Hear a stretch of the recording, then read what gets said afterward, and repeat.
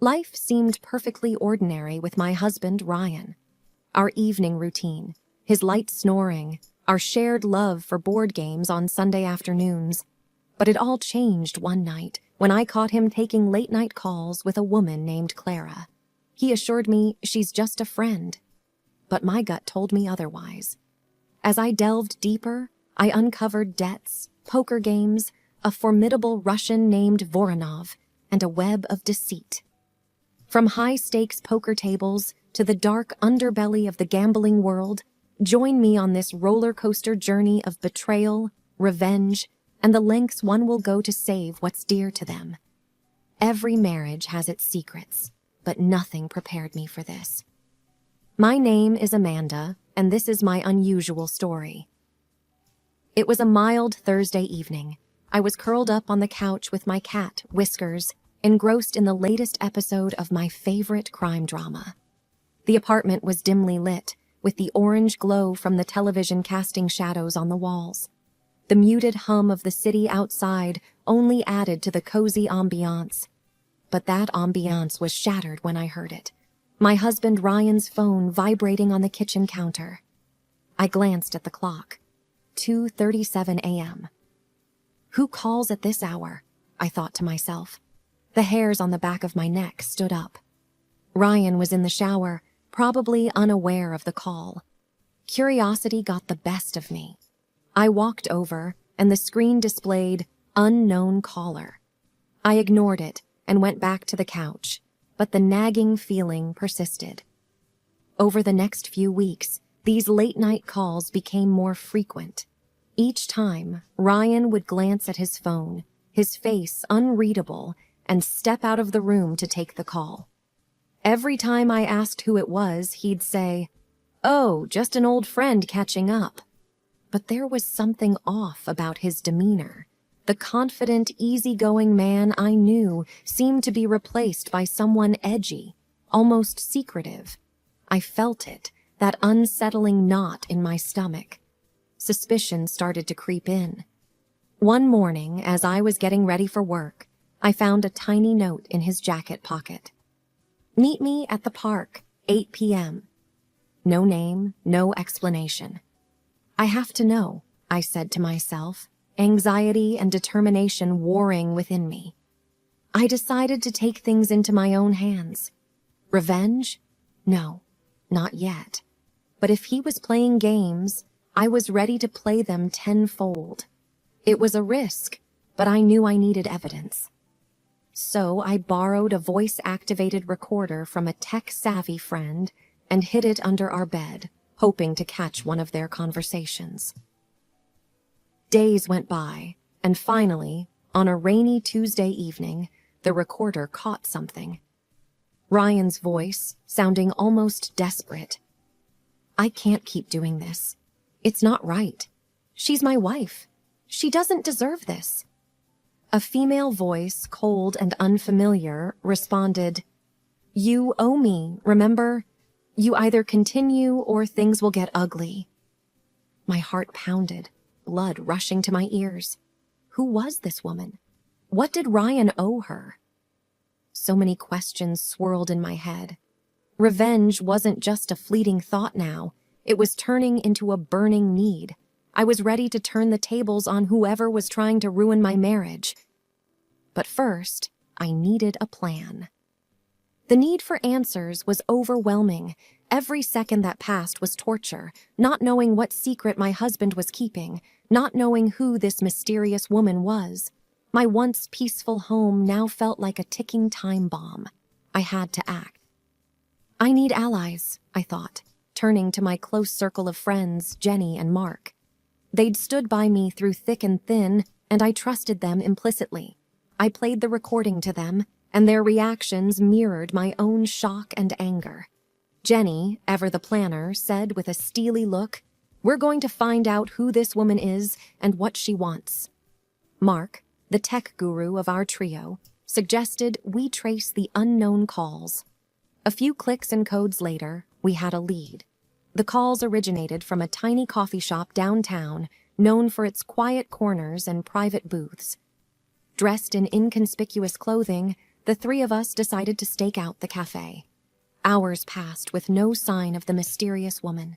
Just when I was about to give up, she walked in. Her raven black hair, red lips, and striking green eyes made her stand out instantly. She seemed to be waiting for someone, nervously glancing at her phone. Suddenly, the door swung open again. My heart skipped a beat. It was Ryan. Their conversation was hushed, but the tension between them was palpable. I needed to hear their conversation. Thinking on my feet, I took out my phone, dialed the cafe's number, and informed them of a fake gas leak. Panic ensued, and everyone evacuated, including Ryan and the mystery woman. As they stepped out, Jenny, pretending to be a panicked patron, accidentally spilled her coffee on the woman, while I quickly slipped another voice recorder into Ryan's coat pocket. As we regrouped at Jenny's apartment later, we anxiously played back the recording. "She's getting suspicious," Ryan whispered. "You think I care? You know what you have to do," she retorted. Ryan's voice trembled. "This isn't about money anymore, is it? It's about control." She laughed, a chilling sound. "You're in no position to question me." I sat there, my emotions a whirlwind of anger, sadness, and betrayal. But underlying all of it was a burning determination. I needed to confront Ryan, but not before I found out who this woman truly was and what she wanted. As the evening turned into night, Mark made a startling discovery. The woman, it turns out, was Clara, a name that took me back to our college days. Clara was Ryan's ex-girlfriend, known for her manipulative tendencies and vengeful streaks. But why was she back? And what hold did she have over Ryan? I decided then and there that Clara had picked the wrong woman to mess with. Revenge wasn't just an idea, it was a plan in motion. That night, my mind was abuzz with memories of Clara. The extravagant parties she'd throw, the trail of broken hearts she'd left, and the rumors of her involvement in some shady dealings. "I thought she'd disappeared from our lives for good," I mused aloud. Jenny squeezed my hand. "We'll get through this, no matter what she's planning." The next morning, we were back at the coffee shop. Our mission: to uncover Clara's current life. Mark, with his penchant for all things tech, had hacked into Clara's social media accounts. As we scrolled through her pictures, one caught my eye: Clara at a high-end casino, surrounded by well-known criminals. "That's it," Mark whispered, pointing to a man beside Clara. "That's Dmitry Voronov, one of the most feared mobsters in the city." The pieces of the puzzle started falling into place. Clara was in deep with some seriously dangerous people. But how did Ryan fit into all of this? My determination to find answers took us to the casino. It was opulent, with gold trimmings, chandeliers, and an atmosphere charged with anticipation.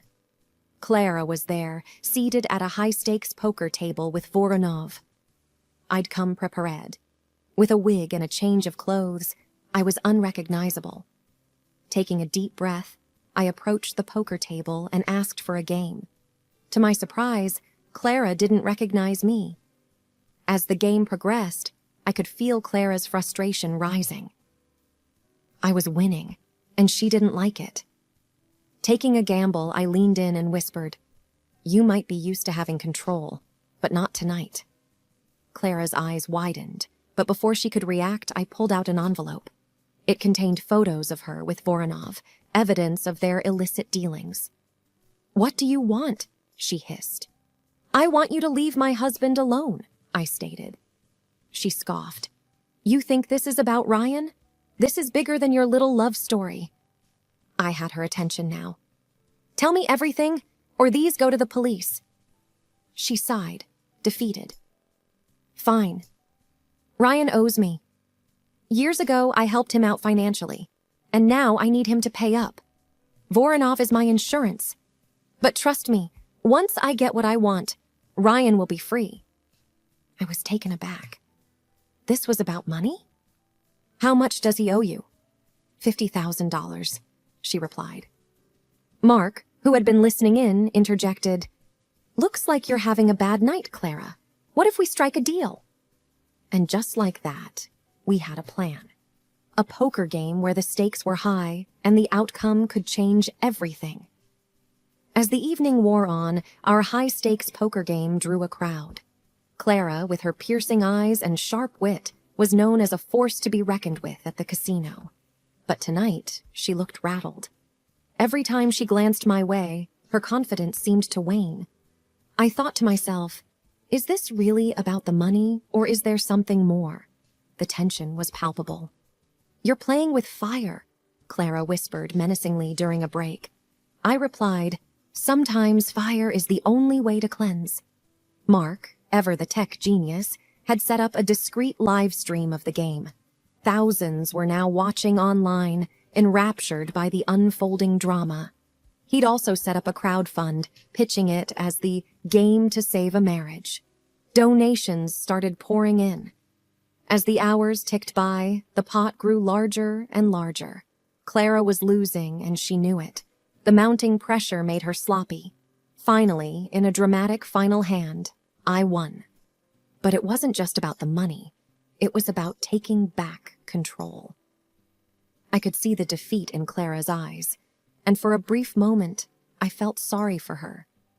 But then I remembered all the pain and chaos she had brought into my life. Jenny sidled up to me, her eyes shining. "You did it!" I hugged her tightly. "We did it!" We had more than enough to pay off Ryan's debt, with a significant amount left over. I decided to donate it to a charity supporting victims of scams. However, the story doesn't end here. With Clara defeated at the poker table, we had a false sense of security. Little did we know that Voronov wasn't going to let things go so easily. 2 days later, as I was leaving work, a black car pulled up beside me. The window rolled down, revealing Voronov's cold, steely eyes.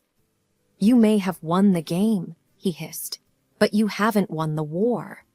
Chills ran down my spine. I had no doubt he was serious.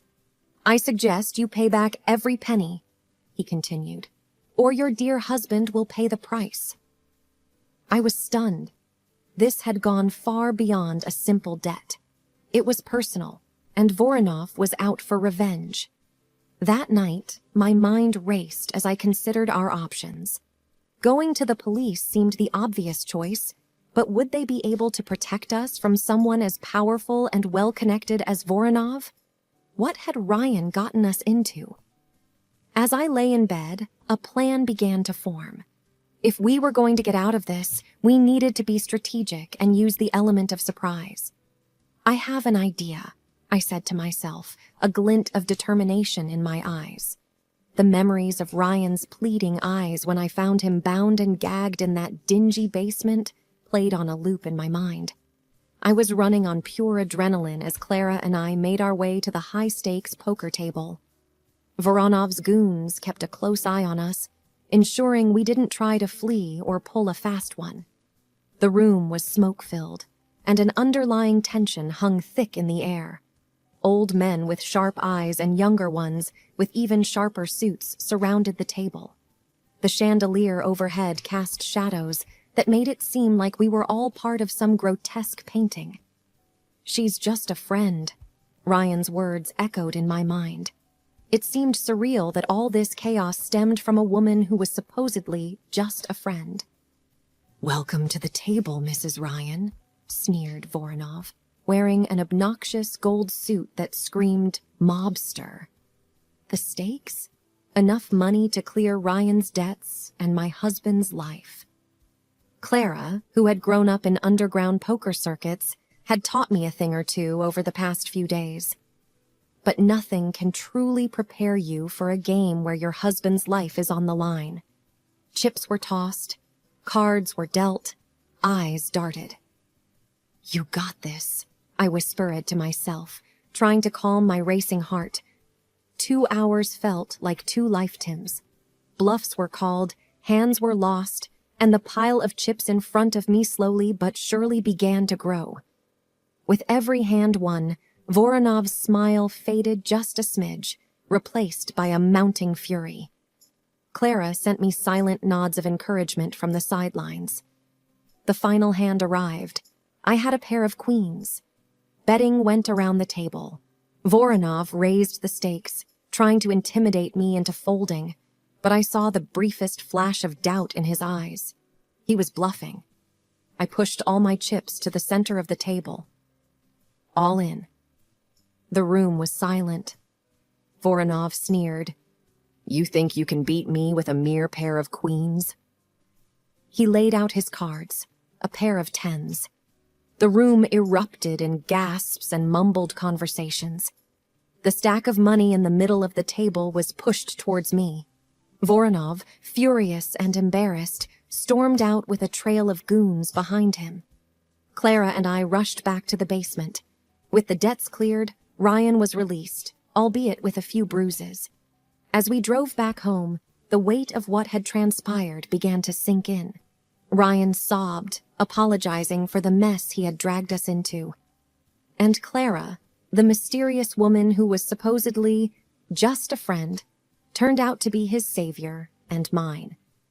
It was she who had tipped off Ryan about Voronov's tricks at poker, leading to his debt in the first place. It was a ploy to get back at Voronov for a personal vendetta. But she hadn't anticipated things to escalate this far. Ryan and I needed time to rebuild, to find trust again.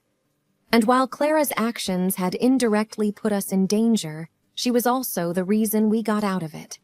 We parted on amicable terms, with her heading back to the poker circuit, hoping to use the winnings to bring down more corrupt players like Voronov. Life slowly returned to its mundane rhythm, but with a newfound appreciation for the ordinary moments.